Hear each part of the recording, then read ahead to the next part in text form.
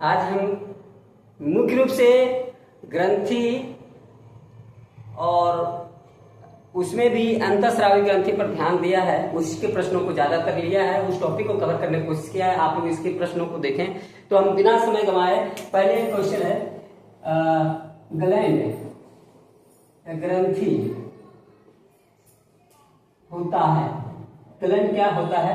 Device में रहेगा young है, ग्लैंड क्या होता है? यंग होता है, ऑर्गन जिसको कहते हैं, या उत्तक होता है जिसको टिश्यू भी कहते हैं, टिश्यू मतलब उत्तक होता है। और तीसरा है सेल होता है, कोशिका जिसको कहते हैं, तो ये सेल होता है। या फिर डी में कह सकते हैं कि ऑल है, ऑल ऑफ दी अबव, सभी है ऑल। तो देखिए मतलब ग्लैंड होता है, क्या होता है? यंग है, ग्लैंड को क्या हम मानते हैं? यंग है कि उत्तक है कि कोशिका है कि ऑल है? ग्लैंड जो है एक ग्रंथि है जिसमें एक सेल भी हो सकता है, सेल भी हो सकता है, सेल के समूह भी हो सकते हैं जिसको उत्तक कहते हैं, सेल भी हो सकता है, सेल के समूह भी हो सकता है, और ये सेल के समूह मिलकर के अंग भी बन सकता है। जैसे आप जानते होंगे कि सबसे बड़ा ग्रंथि क्या है? सबसे बड़ा ग्रंथि लीवर को कहते हैं। तो लीवर क्या है? एक अंग है, जानते हैं ना, लीवर क्या है? एक अंग है। तो इसलिए हमने इसको ग्लैंड को क्या कहेंगे? सभी। इसका आंसर क्या होगा? सभी होगा। अगला क्वेश्चन है हमारा कि डक्टुलियस ग्लैंड या नालिका विहीन ग्रंथि को कहते हैं, क्या कहते हैं? इसमें है इंडोक्राइन ग्लैंड या बहिस्रावी कहते हैं इसको, बहिस्रावी। तीसरा है हेट्रोक्राइन, इसको हेट्रोक्राइन ग्लैंड या मिश्रित ग्रंथि कहते हैं इसको, मिश्रित ग्रंथि या बहिस्रावी ग्रंथि या बहिस्रावी भी कहते हैं इसको। डी ऑल या नन, जो भी रहे। तो देखिए इसमें जो डक्टुलियस ग्लैंड है, जिसका वैसे ग्रंथियां जिसमें नली नहीं होती है, जिसमें नली की कोई ग्रंथि है उससे नली निकल रही है तो ये अलग है। अरे ग्रंथि केवल है, कोई नली नहीं है, तो ऐसे ग्रंथि जिसमें नली नहीं है उसको क्या कहते हैं? तो ध्यान रहे, उसको ग्रंथि कहते हैं हम लोग इंडोक्राइन ग्लैंड, अंतःस्रावी ग्रंथि। एक्सोक्राइन ग्लैंड जिससे नली होती है उसको कहते हैं एक्सोक्राइन। जैसे हमारे पास लार ग्रंथि है, लार ग्रंथि में नलियां होती है जो कि हमारे मुंह में स्राव को छोड़ती है, तो जो लार ग्रंथि है वो बहिस्रावी में आ जाएगा।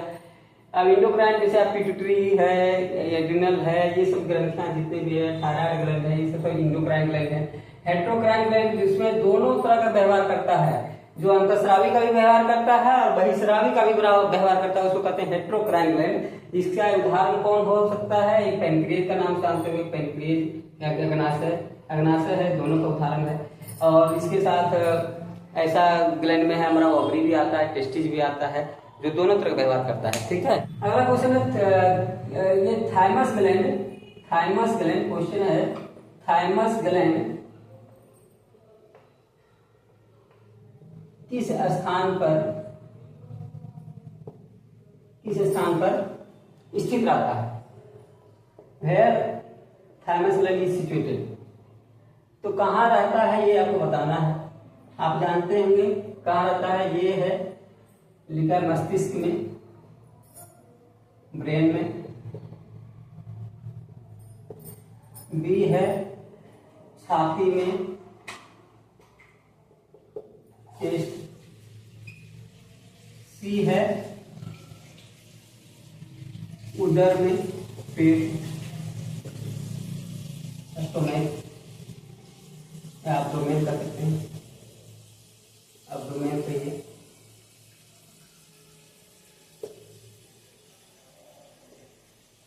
और बी है किडनी, वृक्क के ऊपर, किडनी।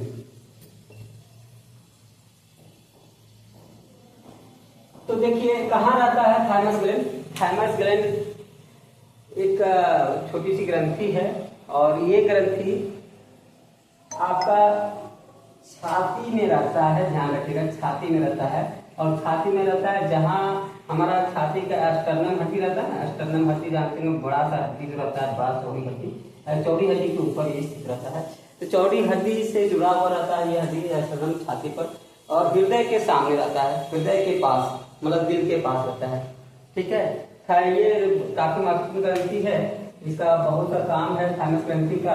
ये हमारे अंदर इम्यूनिटी पैदा करता है और ये ल्यूकोसाइट वगैरह का बनाने का काम करता है।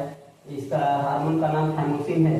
थाइमोसिन जो हार्मोन है इससे स्रावित होता है, थाइमोसिन हार्मोन। थाइमस ग्रंथि के विषय में और भी चीज बता दें। थाइमस ग्रंथि जो होता है ये उम्र ढलने के बाद, उम्र बीतने के यानी बुढ़ापा आते आते ये विघटित हो जाता है, समाप्त हो जाता है।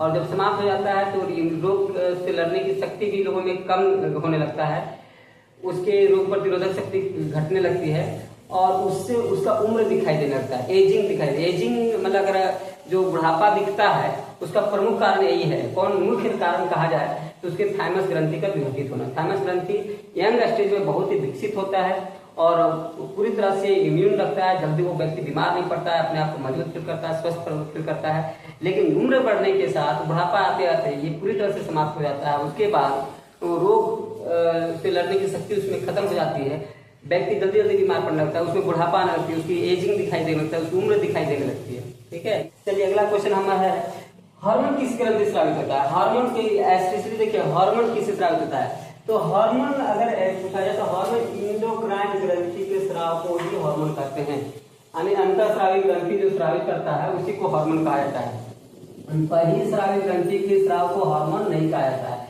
इससे ये ज्यादातर इंजाइम स्रावित करता है। क्या स्रावित करता है? इंजाइम स्रावित करता है। इसके रस को इंजाइम कहते हैं और इसके रस को क्या कहते हैं? इसके स्रावित रस को हार्मोन कहते हैं। ठीक है, जब ये एक्सोक्राइन ग्लैंड में क्या होता है, नली होती है और नली के माध्यम से अपने स्राव को ये भेजता है अपने टारगेट ऑर्गन के पास और इसको हम लोग मेनली इंजाइम कहते हैं। ठीक है, इसलिए आंसर क्या होना चाहिए? एक्सोक्राइन। अगला क्वेश्चन है, हार्मोन है, हार्मोन होता है, हार्मोन होता है, हार्मोन क्या होता है? हार्मोन जो होता है, हार्मोन क्या, हार्मोन जो होता है वो क्या है? ये प्रोटीन है, बी पेप्टाइड है, सी स्टेरॉइड है, डी एमिनो एसिड है। हार्मोन क्या है? हार्मोन जो होता है प्रोटीन भी हो सकता है। आंसर इसका क्या हो सकता है? प्रोटीन भी हो सकता है। प्रोटीन का जो अलग अप्रूव है पेप्टाइड वो भी हो सकता है। एस्टेरॉइड होता है, जो एस्टेरॉइड होता है जो एड्रिनल ग्लैंड है उससे अलग अलग तरह का एस्टेरॉइड, कोर्टिकोस्टेरॉइड हार्मोन स्रावित होता है। जैसे एस्टेरॉइड है वो सब, तो ये एस्टेरॉइड हार्मोन भी स्रावित, एस्टेरॉइड भी होता है। हार्मोन प्रोटीन भी हो सकता है, पेप्टाइड भी हो सकता है, एस्टेरॉइड होता है। एमिनो एसिड जानते थे, प्रोटीन है तो एमिनो एसिड होगा, क्योंकि प्रोटीन किससे बना होता है? एमिनो एसिड से बना होता है, तो एमिनो एसिड तो कोबाइट होगा, है ना। तो ये सभी हो सकता है, इसलिए इसका आंसर रहेगा जब इसे चॉइस करेगा तो ऑल होना चाहिए। इसमें चॉइस क्या होना चाहिए? ऑल। ठीक है, तो ये प्रोटीन भी होगा, पेप्टाइड भी होगा, एस्टेरॉइड भी होगा, एमिनो एसिड भी होगा और ऑल। इसका आंसर होगा ऑल। यानी ध्यान रखिएगा, प्रोटीन जो होता है सभी से होता है। लेकिन यही अगर क्वेश्चन होता है कि अगर कहा जाए कि यहाँ हार्मोन के जगह पर कर दिया जाए क्वेश्चन, इंजाइम होता है, तो इंजाइम क्या होता है? इंजाइम कुछ नहीं होता है। अगर ऑल भी दिया हुआ तो कुछ नहीं, केवल प्रोटीन। क्या लिखेंगे? प्रोटीन होता है। इंजाइम केवल प्रोटीन होता है, ऑल नहीं होगा उसका आंसर। उसका जब प्रोटीन इंजाइम कर दिया जाएगा क्वेश्चन में, इंजाइम होता है तो इंजाइम केवल और केवल प्रोटीन होता है। ठीक है, इसलिए इंजाइम केवल प्रोटीन है, जबकि हार्मोन सब कुछ है, प्रोटीन भी है, पेप्टाइड भी है, एस्टेरॉइड भी है, एमिनो एसिड्स भी है। Okay, thank you. चलिए अगला क्वेश्चन है, थर्ड आई, तीसरी आंख, थर्ड आई किस ग्रंथि को कहा जाता है? किस ग्रंथि को कहा जाता है? कहा जाता है थर्ड आई किस ग्रंथि को कहा जाता है? ए थाइमस, बी पिनियल, सी पिट्यूटरी और डी एड्रिनल। ऐसे थर्ड आई किसको कहते हैं? देखिए, थर्ड आई एक अलग तरह की ग्रंथि है, इसको मेनली पीनियल ग्लैंड को कहा जाता है, पीनियल ग्रंथि को कहा जाता है थर्ड आई। पीनियल ग्रंथि जो होता है भाई, इसके विषय में थोड़ा जानिए। पीनियल ग्रंथि कहाँ होता है?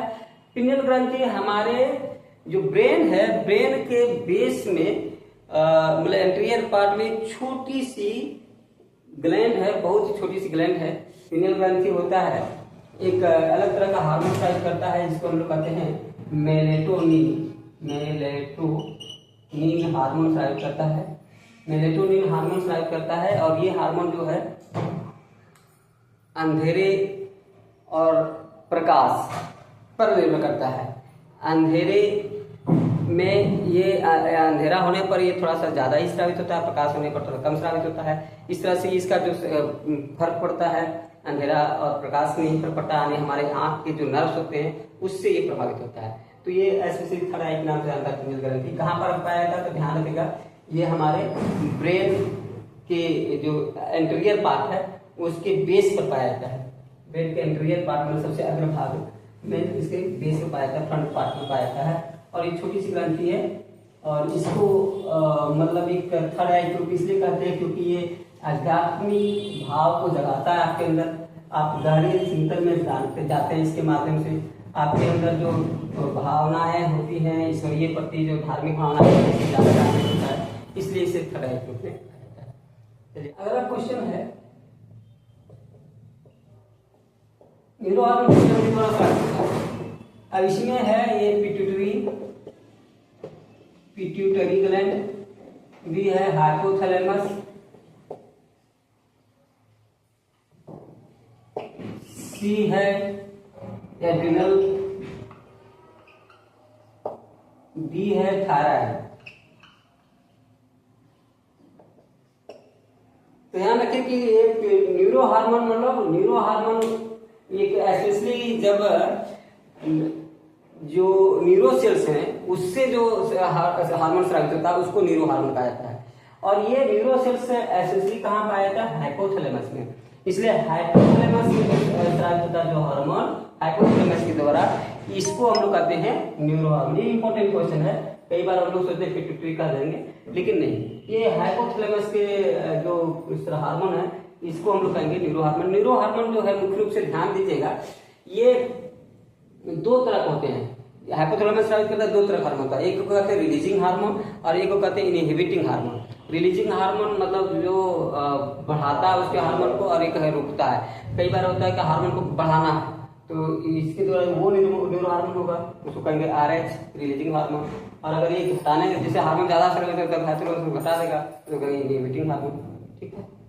क्वेश्चन है होशिमोतो रोग किस ग्रंथि से संबंधित है? होशिमोतो रोग में होता क्या है कि थायराइड के प्रति संवेदनशील हो जाता है शरीर और उसके विरुद्ध एंटीजन बनाने लगता है और उसी को धीरे धीरे विघटित कर देता है, खत्म करता है और थायराइड शरीर से कम होता है। और ये जब थायराइड नहीं रहेगा तो जो हाइपोथायराइडिज्म का जो डिजीज है वो सारी समस्याएं शुरू हो जाएगा। यानी हाइपोथायराइडिज्म मतलब थायरोक्सिन कम बनने लगेगा या बिल्कुल नहीं बनने लगेगा तो आप बहुत सारे बीमारी के चपेट में आ जाएंगे, बहरे गूंगे अंधे टाइप का हो जाएगा, आवाज बंद हो जाएगी, शरीर फूल जाएगा। इस तरह का जो समस्या है हाइपोथायराइडिज्म का अलग से चैप्टर हम लोग लेंगे तो उसमें समझाएंगे।